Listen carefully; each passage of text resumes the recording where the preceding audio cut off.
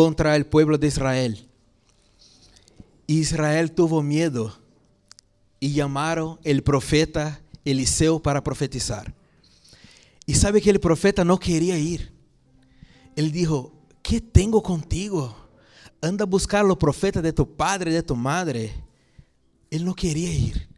Y dijeron: pero Eliseo, tú eres el profeta de la nación. Y Eliseo dijo: está bien.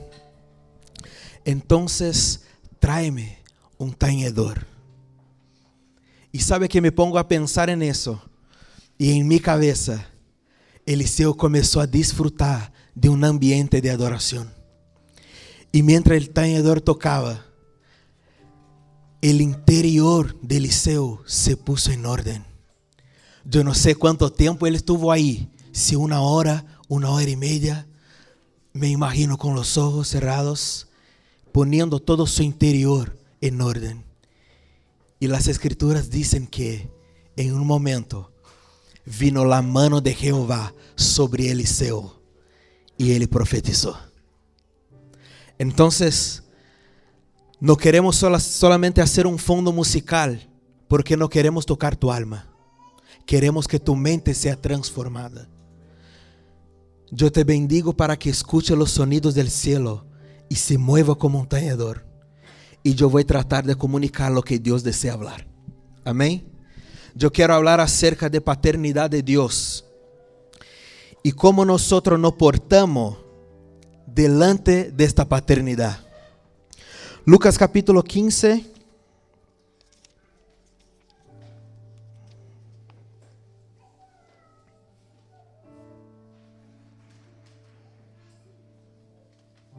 ¿Encontraron?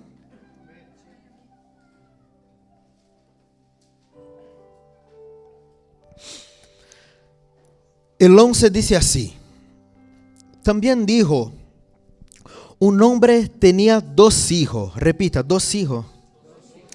Y el menor de ellos dijo a su padre: Padre, dame la parte de los bienes que me corresponde. Y les repartió los bienes. No muchos días después, juntándolo todo, el hijo menor se fue lejos a una provincia apartada y allí desperdició sus bienes viviendo perdidamente. Y cuando todo lo hubo malgastado, vino una gran hambre en esta provincia y comenzó a faltarle. Y fue y se arrimó a uno de los ciudadanos de aquella tierra, el cual le envió a su hacienda para que apacentase cerdos. Y deseaba llenar su ventre de las algarrobas que comían los cerdos, pero nadie le daba. Y volviendo en sí dijo: ¿cuántos jornaleros? Y la palabra original aquí es esclavo. ¿Cuántos esclavos en casa de mi padre tiene abundancia de pan, y yo aquí perezco de hambre? Me levantaré e iré a mi padre, y le diré: Padre, he pecado contra el cielo y contra ti. Ya no soy digno de ser llamado tu hijo. Hazme como uno de tus esclavos. Y levantándose vino a su padre.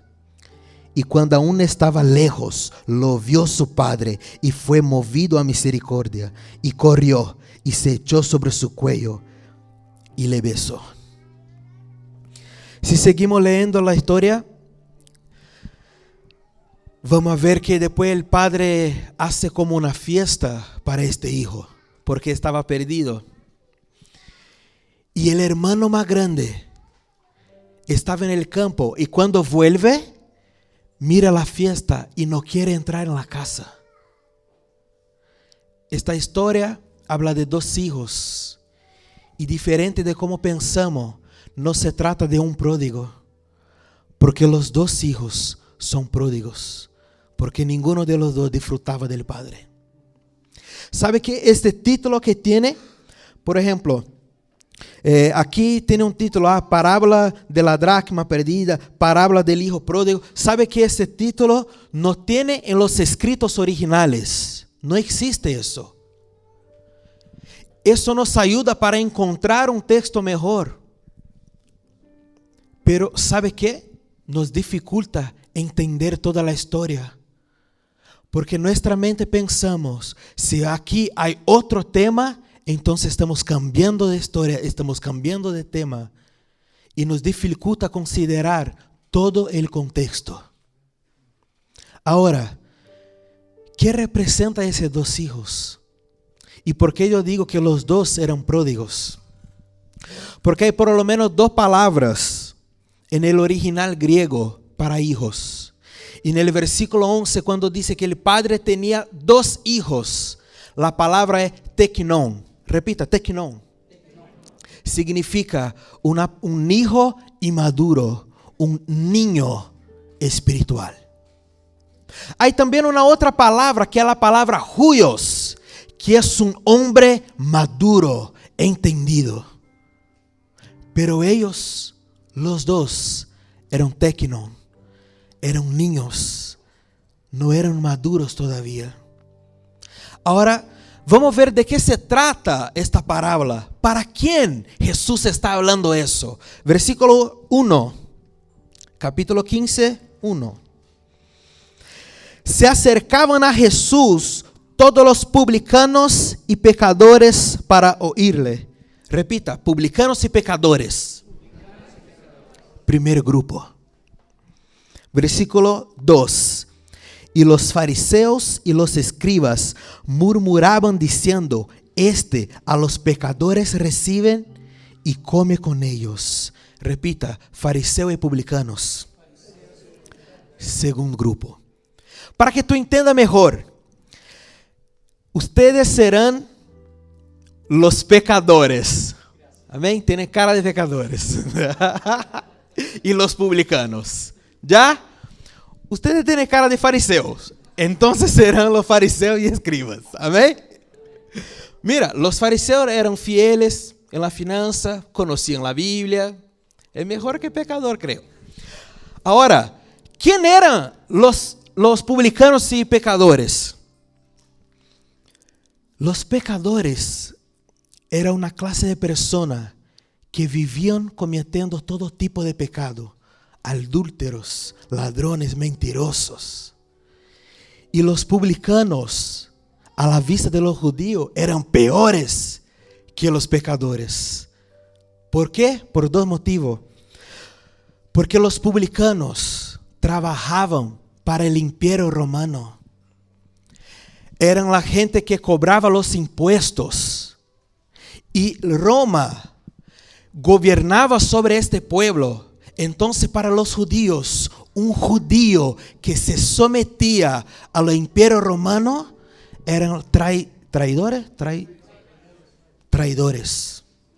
Y otra cosa, más que cobrar impuestos, robaban su propio pueblo. Entonces los judíos odiaban a los publicanos. Este es el primer hijo. Pecadores y publicanos.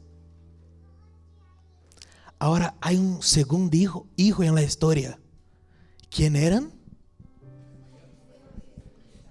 ¿Y quién representaba el hijo mayor? Los fariseos y escribas, que cumplían la ley con hipocresía.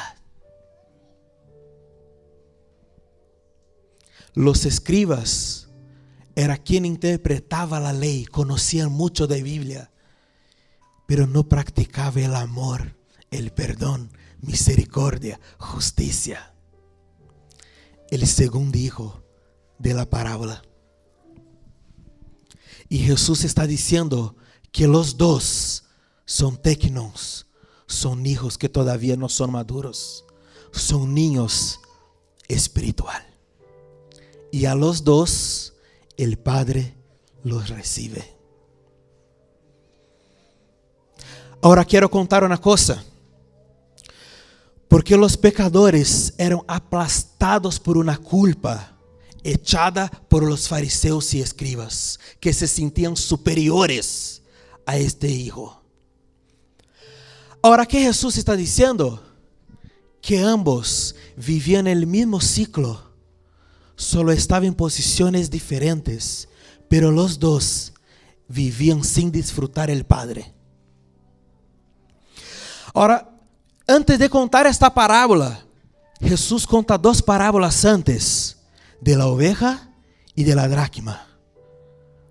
La primera parábola para el primer hijo, la segunda parábola para el segundo hijo, y la tercera para mostrar que son iguales. Había un hombre que tenía 100 ovejas y una se perdió.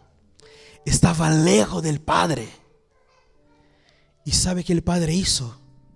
Dejó las 99 aquí y fue a encontrar este hijo. Semejante al padre que salió de la casa corriendo para encontrar el pródigo. Porque este uno igual le importa. Es precioso. Versículo 8. Y había una mujer que tenía 10 dracmas y perdió una. Podemos igual aplicar que la dracma que fue perdida a este hijo. Pero mira el ejemplo. Una mujer en su propia casa que perdió una dracma, se tratando de los fariseos. Muchas veces, no todas, pero muchas veces, la mujer representa la iglesia. Amén. Vemos eso en Eva, el primer ejemplo bíblico, porque Pablo en Corintios dice que Jesús es el último Adán y su esposa Eva representa la iglesia. Amén. Esther representa la iglesia. La mujer samaritana representa la iglesia. Muchas mujeres representan la iglesia. ¿Y qué esa mujer perdió? Una dracma. ¿Alguien me sabe decir qué es una dracma? Una moneda. Y toda moneda tiene un... Entonces estamos hablando de una mujer que perdió una moneda en su casa. Si la mujer representa a la iglesia, estamos hablando de una iglesia que perdió sus valores. Pero conocemos la Biblia, damos el diezmo, ayunamos, pero perdió sus valores. No pueden amar a una persona que se equivocó. No logran perdonar a una persona que está siendo aplastada por la culpa. Entonces Jesús mirando a este hijo, ustedes perdieron valores. Necesitan, como esta mujer, prender la luz del Espíritu y buscar sus valores otra vez. Buscar lo que tiene valor al corazón del Padre de verdad. Entonces Jesús habla de la realidad de un hijo. Habla de la realidad del otro hijo. Y cuenta una otra parábola que pone los dos en el mismo ciclo. Ahora mira, siempre pensamos que es mejor ser como el hijo pródigo, el más nuevo, que ser como el más grande, ¿no es cierto? Pero los dos vivían apartados del Padre. ¿Y por qué pensamos que el hijo pródigo es mejor? ¿Alguien me puede decir por qué pensamos?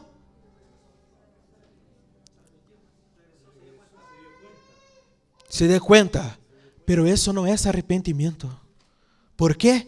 Porque él no volvió por el Padre, volvió por su necesidad. No volvió porque extrañaba al Padre. Tenía hambre y pensó: los esclavos de mi Padre trabajan y tienen comida y yo tengo hambre. ¿Qué voy a hacer? Voy a volver y decir: Padre, yo pequé, ya no soy digno de ser su hijo. Permítame ser su esclavo. Quiero comida. No era por el Padre. Él salió de la casa por las cosas que el Padre tenía. Y él volvió a la casa por las cosas que el Padre tenía. Déjame trabajar para ti. Quiero ser como un esclavo. No necesito sentarme en tu mesa y disfrutar tu presencia. Solamente déjame trabajar para ti y dame algo en cambio. Y esa era la realidad del hijo más grande. Él dijo: yo te sirvo a mucho tiempo y nunca me diste un cordero. Yo trabajo para ti, yo quiero algo en cambio. ¿Y sabe qué es chistoso? El hijo cuando vuelve a casa dice, yo pequé, ya no soy digno de ser llamado hijo. Y en mi cabeza el padre piensa, tú nunca fuiste digno, es gracia. Es gracia. Tú no eres digno, yo tampoco. Gracia. No se trata de ser bueno o malo, se trata que el Padre trabaja con gracia y nos acepta. Entonces voy a trabajar para Dios. Entonces siento que soy digno de recibir algo. Dame mi sueldo, yo trabajé para ti. Cabezón, es gracia. Tú no eres digno, gracia. El hijo, por la culpa, quería trabajar para el padre. Y solo trabajar sin disfrutar era la realidad del hijo más grande. Los dos eran iguales. Mire ese verso.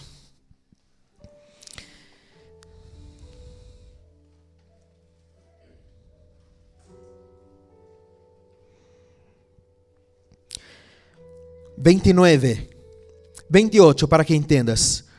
Entonces el hijo más grande se enojó y no quería entrar. Salió por tanto su padre y le rogaba que entrase. Mira una cosa. En el principio de la parábola, el hijo más nuevo está fuera de la casa y el padre sale para encontrarlo. En el final de la parábola, el hijo más grande está fuera de la casa y el padre sale para encontrar. Ambos por un momento estaban fuera y el padre sale para encontrar. Eran iguales. Otro versículo 29 ahora. Mas él respondió, dijo al padre, he aquí, tantos años te sirvo, una mentalidad esclava como su hermano, no habiéndote desobedecido jamás, y nunca me has dado ni un cabrito para gozarme con mis amigos. ¿Sabe qué se llama eso? Legalismo. Yo no paso tiempo contigo, yo no disfruto a tu presencia, pero trabajé para ti, quiero algo en cambio.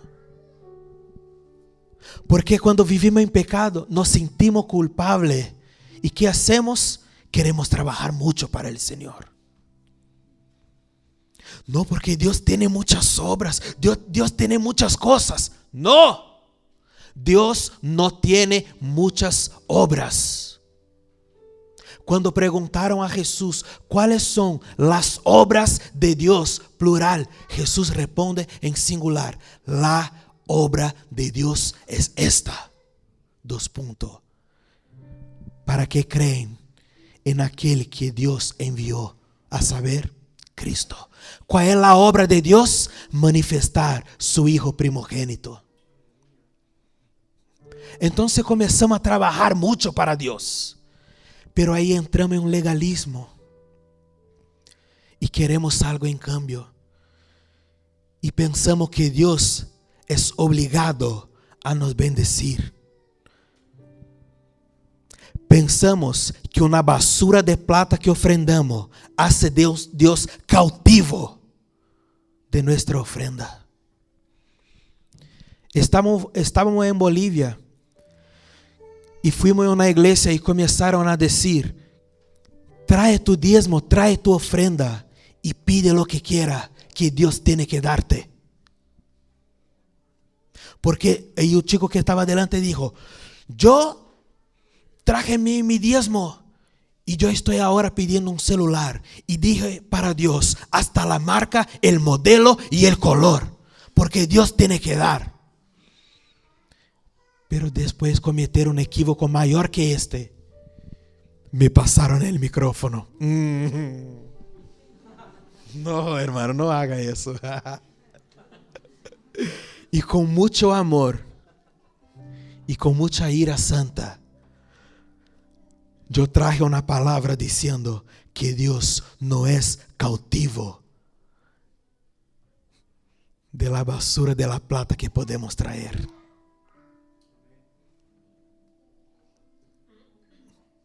Tu trabajo no cambia a Dios. Pero donde Dios me necesita que trabaje. Dios no necesita de tu trabajo. Dios no necesita de tu trabajo. Él es autosuficiente y poderoso para hacer todo.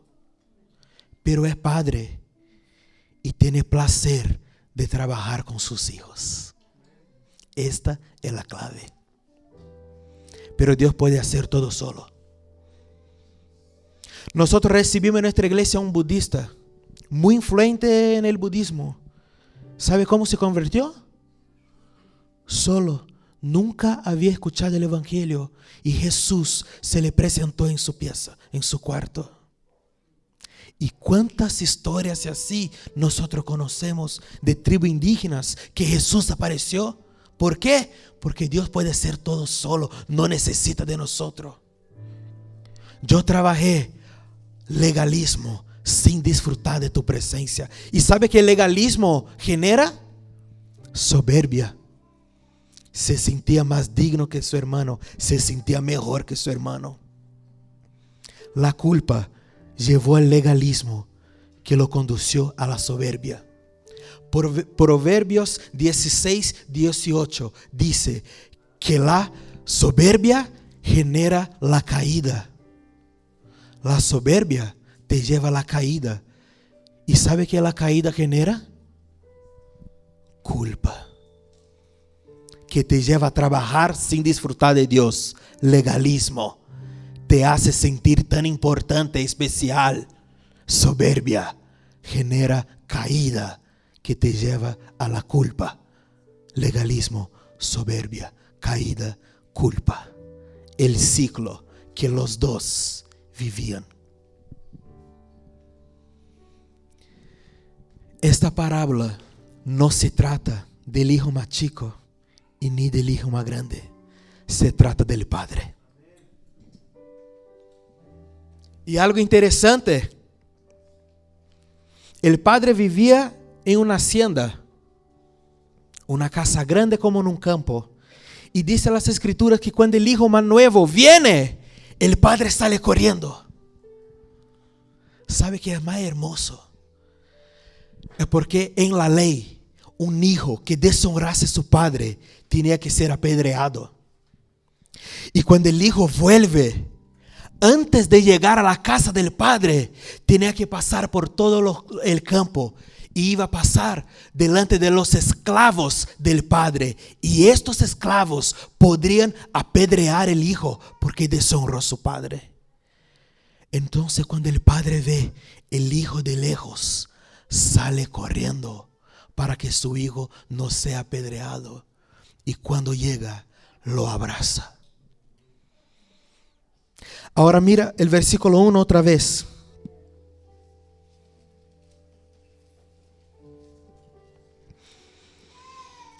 Perdón, los 2. Y los fariseos, los escribas murmuraban diciendo: este a los pecadores recibe y come con ellos. Jesús estaba en una casa, sentado en una mesa con los pecadores. Y me imagino aquí, Jesús sentado.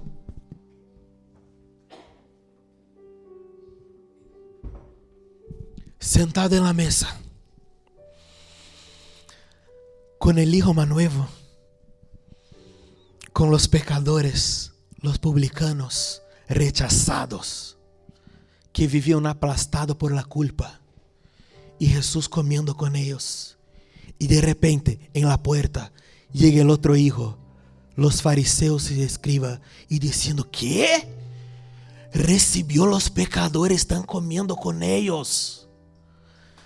Y Jesús comienza: ¿sabe qué? Había un padre que tenía 2 hijos, y los 2 aquí. Y uno, este hijo que está conmigo en la mesa, y ellos comiendo, se apartó del padre, prefirió la herencia, no conocía al padre y llegó hasta cuidar de cerdos, el animal más impuro para un judío. Mira la condición que el hijo llegó. Fuera de la casa, lejos del padre, trabajando y sometiéndose a un judío y cuidando de cerdos. Una vida podrida. Y Jesús dijo, pero un día ese hijo volvió a la casa y el padre lo recibió y lo besó. Y me imagino Jesús dando un beso en un publicano. Y el padre comenzó a hacer una fiesta para este hijo. Pero llegó a la puerta el otro hijo y los fariseos estaban llegando. Y este hijo no quiso entrar. Entonces el padre salió de la casa. En mi cabeza Jesús se pone en pie. El padre salió de la casa y fue a hablar con el hijo más grande. Y este dijo, pero yo trabajo para ti. Yo quiero algo en cambio porque trabajé para ti. Yo te doy el diezmo. ¿Cómo no me va a bendecir? Y el padre comenzó a hablar con él, diciendo, hijo, entra a la casa, comparte con nosotros. Porque en realidad tú eres como tu hermano. Todo lo que tengo es tuyo, pero no aprendiste a disfrutar todavía. Tu hermano, aplastado por la culpa, quiere volverse como tú, solo trabajar para mí, sin disfrutar de mi presencia. Legalismo. Pensamos que Dios se ha obligado a nos bendecir. Pero tú, este legalismo te llevó a una soberbia porque se siente más digno que tu hermano. Y la soberbia genera la caída, y la caída, la culpa, que es donde tu hermano está. Ambos los hijos eran iguales, vivían en este ciclo. La parábola se trata del padre. Ahora quiero decir una cosa. Si el hijo más nuevo no es un modelo para nosotros, y el hijo más grande tampoco es un modelo para nosotros, ¿dónde está nuestro modelo como hijos?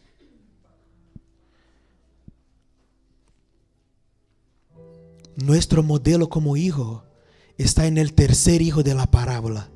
Ahora, ¿dónde está el tercer hijo de la parábola? Está contando la parábola.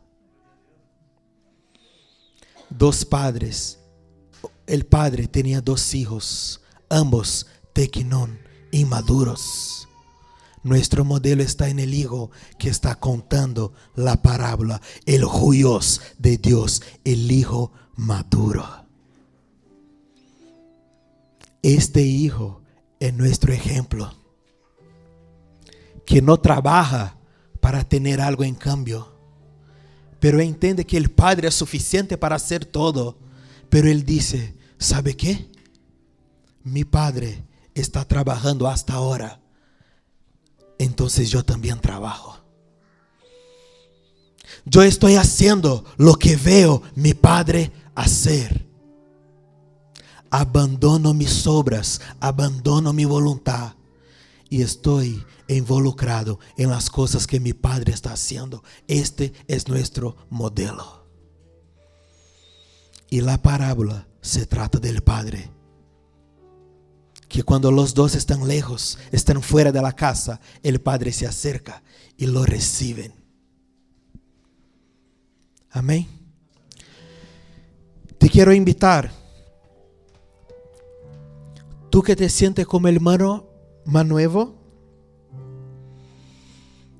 que te sientes culpable. Ya no soy más digno, Señor. Y tú que te sientes como el hermano más grande. Porque déjame decir, yo descubrí que 6 meses del año yo me sentía como el hijo más nuevo. Y los otros 6 meses del año, yo me sentía digno como el hijo más grande. Cuando pecaba me sentía, Señor, no soy digno. Y el Padre, pero nunca fuiste, gracias. Entonces comenzaba a trabajar para Dios. Y me sentía, porque conozco la Biblia. Yo ayuno, aleluya. Señor, voy a ayunar ahora. ¿Cuántos de nosotros, por la culpa que sentimos por tener pecado, al otro día comenzamos a ayunar?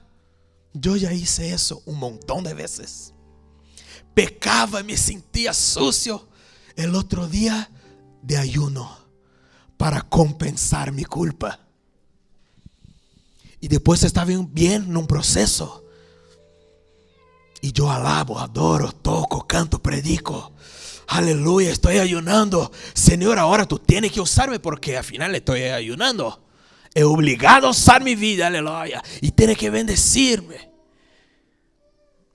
Hasta que descubrí que mi modelo no estaba en ninguno de esos 2 hijos.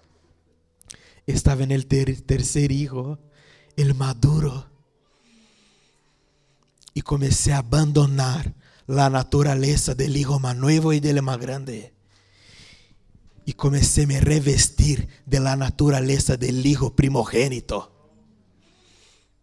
Entonces te quiero invitar aquí adelante. Tú que todavía se siente como el más nuevo y el que se siente como más grande. Y no importa cuál de los dos se identifica más. Porque al final los dos son iguales y viven el mismo ciclo. Póngase de pie. Vamos a adorar al Señor. Y queremos impartir sobre usted la naturaleza del hijo primogénito. Venga adelante tú. No tenga vergüenza. No tenga miedo. Acérquense con confianza. Si por un momento te sientes como el hijo más nuevo, venga. Si por un momento se siente como el hijo más grande, venga. Porque hoy serás libre y tendrás la naturaleza del Hijo Cristo, el maduro de Dios.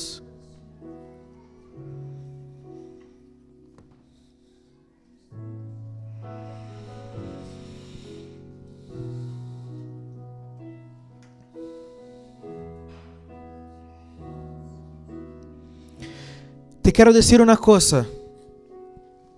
Yo no quiero forzar tu decisión, pero yo no creo, y quiero ser muy claro en eso, yo no creo que esa palabra sirve solo para ellos. Yo no creo que en ningún momento te sentiste culpable por tu pecado. Y tampoco creo que cuando estás haciendo las cosas bien, te sientes digno de recibir algo de Dios. Entonces, por favor, si te identifica con uno de los dos, queremos bendecir tu vida y queremos orar por ti. Amén.